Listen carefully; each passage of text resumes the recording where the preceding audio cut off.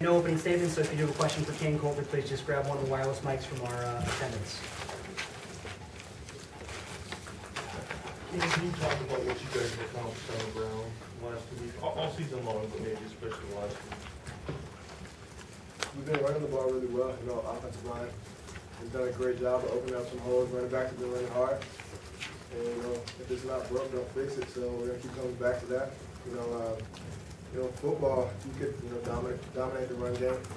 You have a great chance of winning. So, would I like to throw a bunch of touchdown passes with the receivers, like catch a whole bunch of touchdown passes? Yeah, but right now, the running game is working for us, so we're going to stick to that. Kain, you got a little extra exercise in the first half. You got to run into the training room, right? Get looked at. The hit looked pretty vicious, and it was left wrist, or what was going on? Yeah, my left wrist has actually just been a little banged up ever since Syracuse, so it really wasn't the hit at all. I think I just landed on it weird. Something, I honestly don't know. Something happened, but good to go.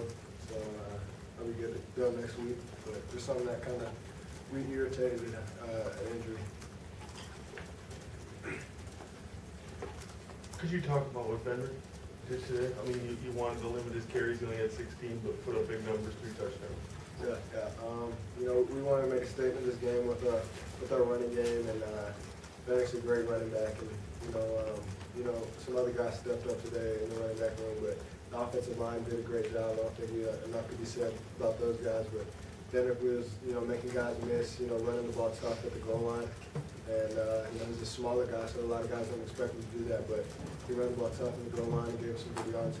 Kain, finally, obviously the red zone problems last week were well documented. This week, really clicking down there. It seemed like I think he had 4 touchdowns and 31 plays. Can you just talk about putting that behind you? Yeah, I mean, you look at, I think Syracuse, we were 100% in the red zone, and then, you go to BC and we didn't score any touchdowns. So we just aren't being very consistent right now, and hopefully we fix that, and we practice a lot harder in that area. And, just going back to last week, don't really like to reflect, but, we just missed some things down there. And just some easy fixes that we made this week, and, a lot more focus and better execution, and, we were able to put, some touchdowns on the board.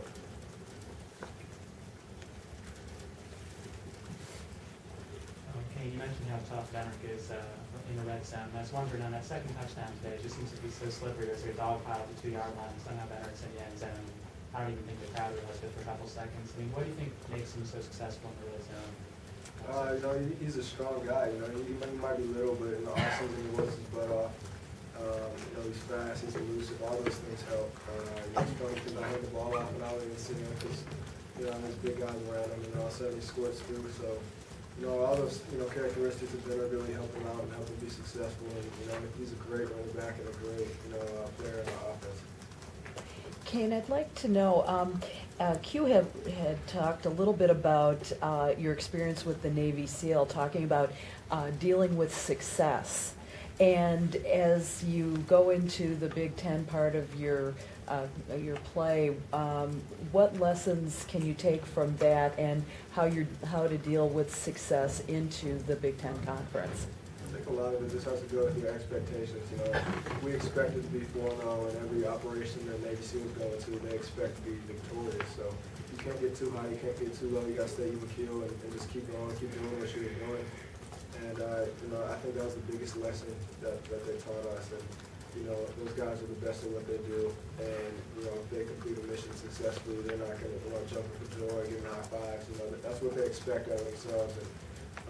And these first 4 games that we've had, we expected to win those games and show the entire nation what Northwestern football is going to bring to the table this season. So as we go in the Big Ten, we expect to have, expect to win games, expect to win the conference. So we're not going to get too high when we have success. We're just going to keep doing what we've been doing.